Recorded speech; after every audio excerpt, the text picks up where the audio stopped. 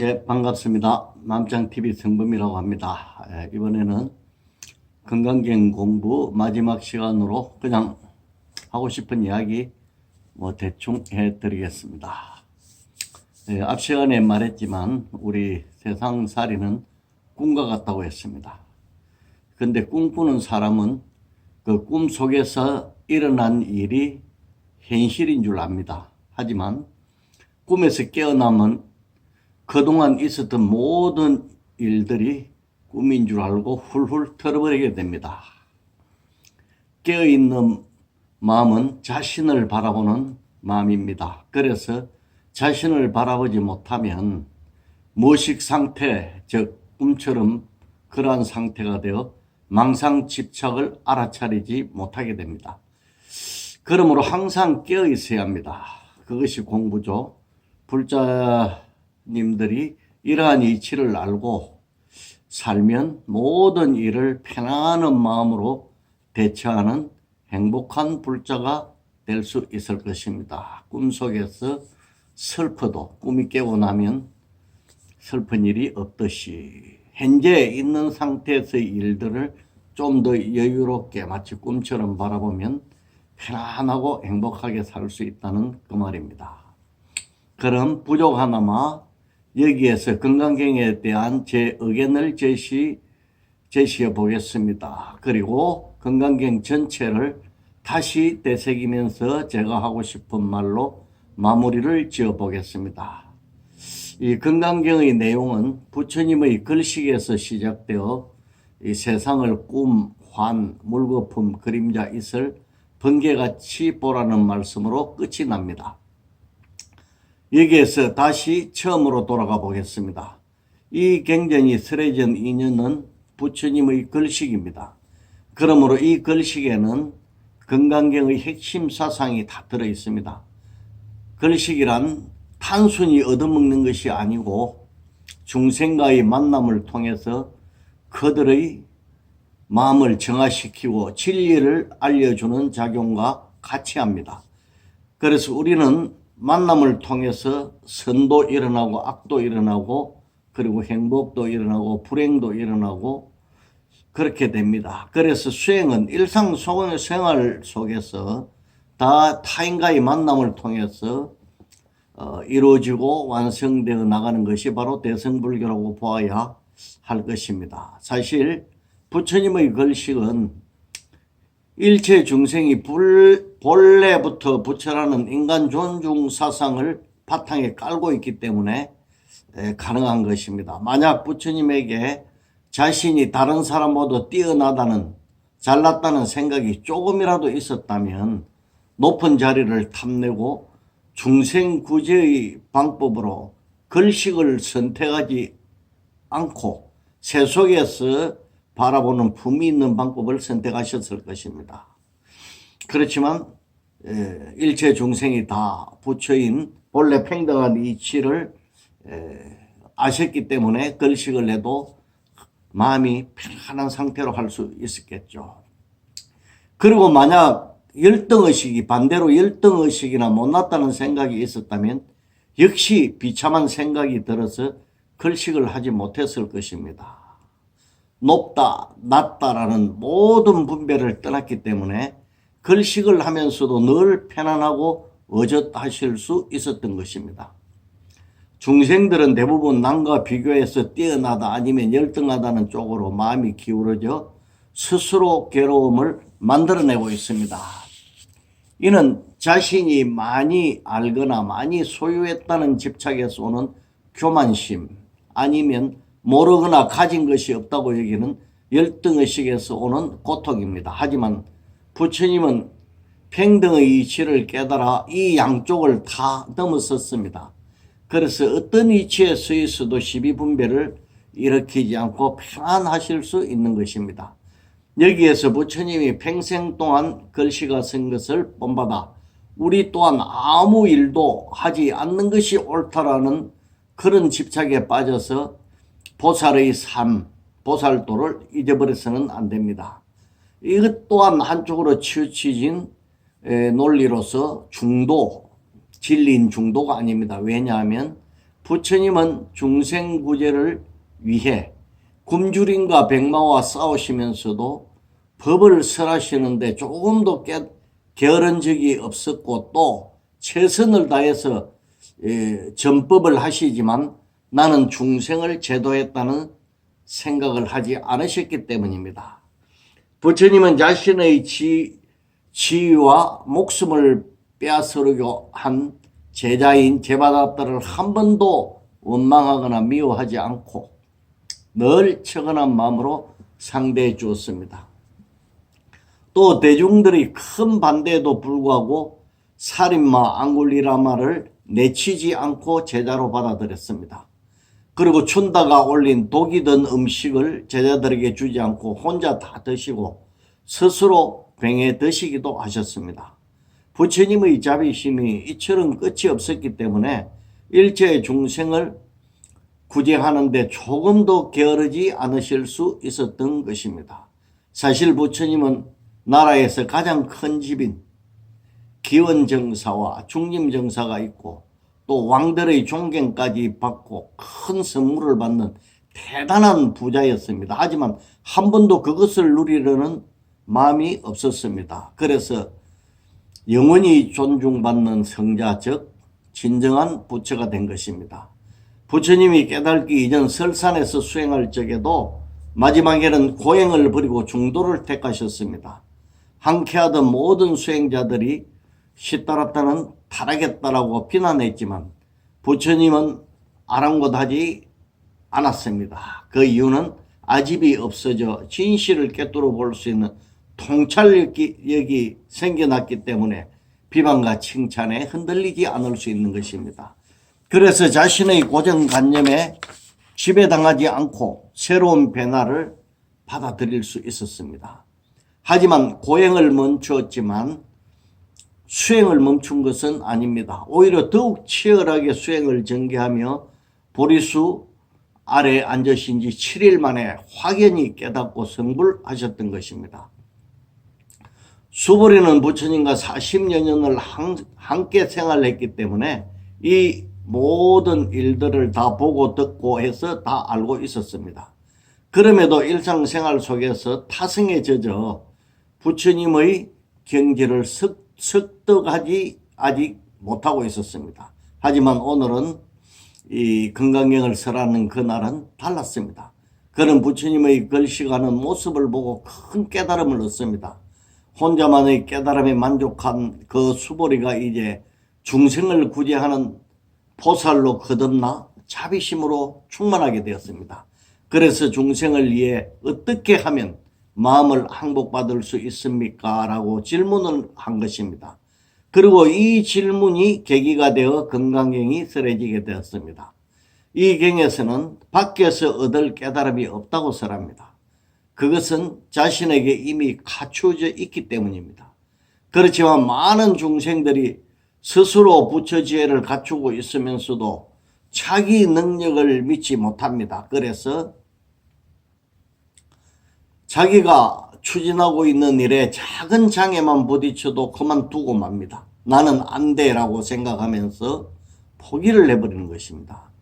규봉스님은 건강경 오가에서 자기 생각을 믿지 않는 것이 진리를 믿는 것이다라고 말씀하십니다.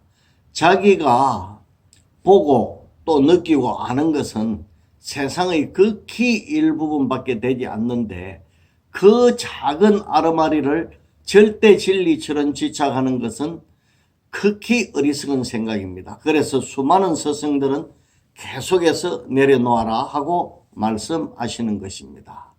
자신의 고정관념을 내려놓으십시오. 그렇지 않으면 변할 수 없습니다. 하지만 중생들은 그 마음을 내려놓으면 자기가 지금 가지고 있는 것들이 무너질까 봐 두려워합니다. 그래서 그 관념을 지키느라고 고달픈 삶에서 지금의 현실에서 더 발전하거나 벗어나지 못하는 것입니다.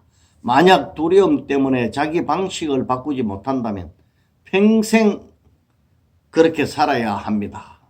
이를 알고 현재의 삶에 만족하면 크나큰 크게 불행하지도 않을 수 있습니다. 하지만 지금의 삶이 괴롭다고 늘 불평불만 속에서 살아가는 사람들도 많이 있습니다. 이렇게 불만 속에서 살 바에야 차라리 되든 안 되든 나를 바꾸어 보는 것이 더 낫습니다. 그러면 성공할 가능성이라도 있습니다. 물론 실패할 가능성도 배제할 수 없습니다. 그렇지만 희망이 생깁니다. 희망은 우리에게 활력을 불어넣어 삶의 목적을 설정하고 열정적으로 살게 해줄 것입니다. 새로운 도전은 아름답습니다만 여기에서 유의해야 할 점들이 있습니다. 방향이 잘못 설정되면 안 되기 때문입니다. 방향을 잘 잡아야만 바르게 나아가서 성공할 수 있습니다. 그러기 위해서는 우리는 스승을 잘 선택해야 합니다. 사실 이것보다 중요한 일은 없습니다. 그 이유를 말씀드려 보겠습니다. 성공을 하려면 성공한 사람에게 가서 물어야 하고, 불법을 배우고자 하면 불법을 아는 사람에게 가서 물어야 하는 것이 극히 상식적인 일입니다. 그런데 많은 사람들이 자기와 가까운 사람에게 가서 물어봅니다. 그러면 엉터리 대답을 듣게 될 가능성이 너무 높습니다. 세상에는 긍정한 사람과 성공해 본 사람은 적고 부정적인 사람과 실패해 본 사람은 많습니다. 저는 열에 8 정도는 부정적이고 성공을 경험해보지 못한 사람이라고 생각합니다. 그런데 참으로 안타까운 사실은 자신이 실패자라면 아마도 주위에는 대부분 실패자들이 모여 있을 것입니다. 끼리끼리 모이기 때문에. 그런데 그런 사람들에게 성공하는 법을 물어본다면 그 사람은 틀림없이 실패하는 법을 성공하는 법이라고 말할 것입니다. 왜냐하면 그는 성공을 못 해보고 실패만 해봤기 때문입니다. 아는 것은 실패하는 방법뿐이죠. 아니면 아예 도전조차 못 해보았을 것입니다. 겁이 많아서. 그러면 틀림없이 그들은 어떤 문제든 안 된다, 실패할 것이다라고 말할 것입니다. 사실 이런 경우 대답하는 사람보다 묻는 자가 더 어리석다고 봐야 합니다.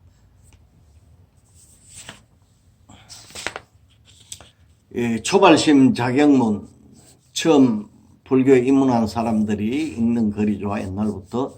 거기에는 이런 말씀이 있습니다. 새가 쉬고자 할 때는 반드시 숲을 고르듯 진리를 배우는 사람도 반드시 스승과 벗을 가려야 한다.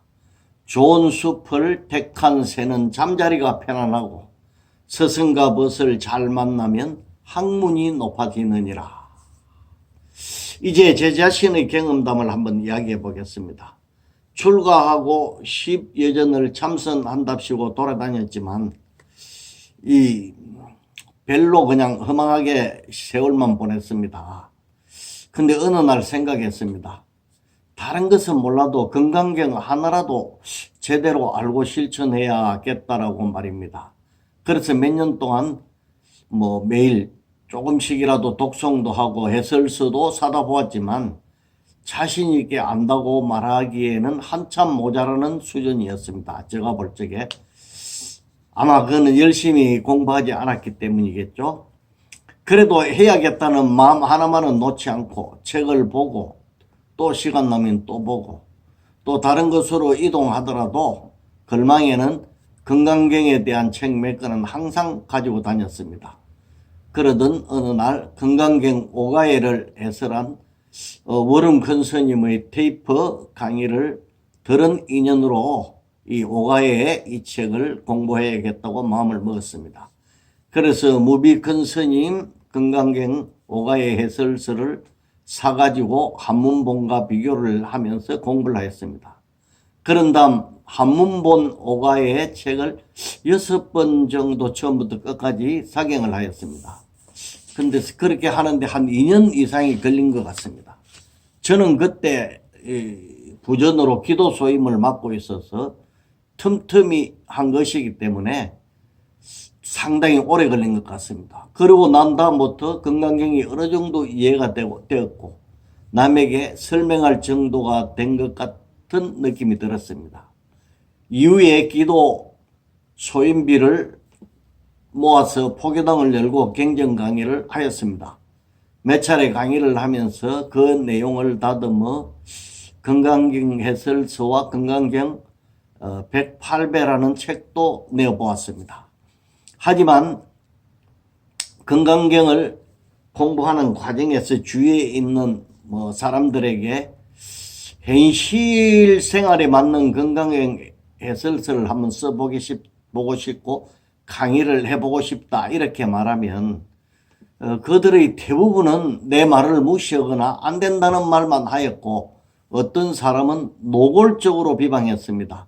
어디 깨닫지도 못한 주제에 감히 건강경을 해설하려고 하느냐라고 말입니다. 그렇지만 열심히 해보아라. 너는 할 수 있을 것이다 라고 용기를 준 사람은 지금의 제 기억에 없습니다. 만약 제가 이 부정적인 반응을 받아들이고 공부를 하지 않았더라면 그나마 건강경 이치를 이만큼 이해하지 못했을 뿐 아니라 불법에 대해서 전혀 무식했을 것입니다. 그리고 아무것도 이루어내지 못했을 것입니다. 지금도 그들의 무시하는 눈빛을 떠올리면 정말 끔찍합니다. 원망이나 미워하는 마음은 없지만은 그런 경험이 있다 그 말입니다. 근데 요즘도 무슨 일을 시작하려고 주위에 있는 사람들에게 의논을 하면 대부분의 경우 반대하거나 무시하기 때문에 이들의 말을 들으면 아무것도 할 수 없게 됩니다. 삶의 희망도 없고 그냥 가난하게 근근히 목숨만 부지하고 살아야겠죠. 그러니 어떤 일을 하려고 할 때 특히 남이 잘 하지 않는 핵심적인 일일수록 더욱 그렇습니다. 아무나 의논 상대로 삼으면 안 됩니다. 그 분야에서 성공한 사람이나 요새는 유튜브 같은 것도 많이 있지 않습니까? 긍정적인 사람을 찾아 그 사람에게 가서 물어야 합니다. 하지만 이런 사람을 만나기는 어렵습니다.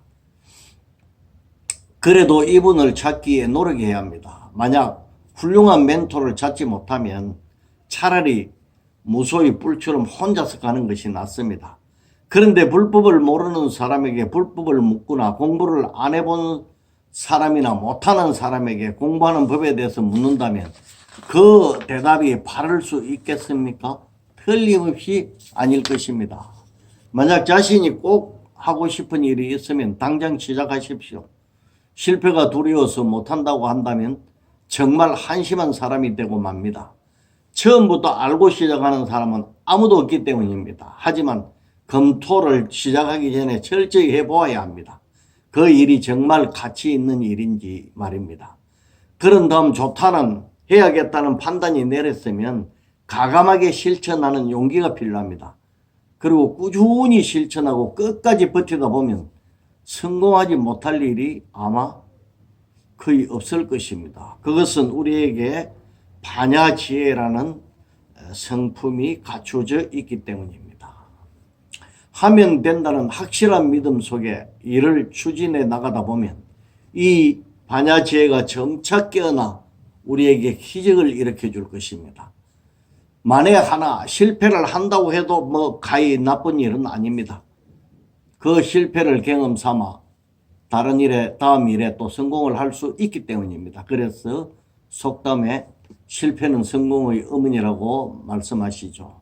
이제 다른 이야기로 말씀드려 보겠습니다.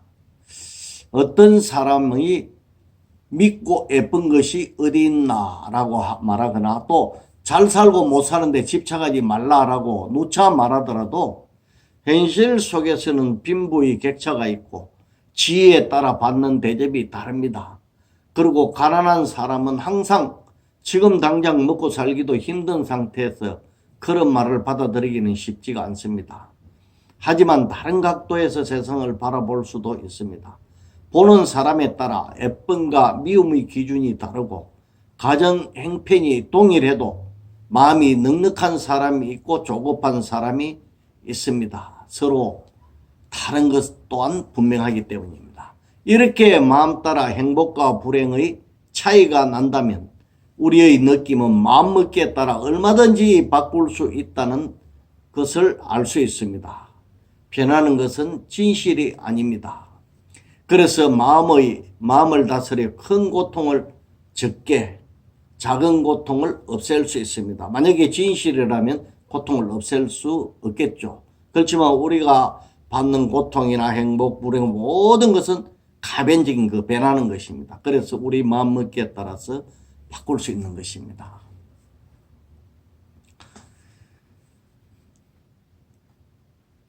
이 수행이라는 고상한 단어에 거부감을 느낄 수도 있지만 그렇게 생각할 필요는 없습니다.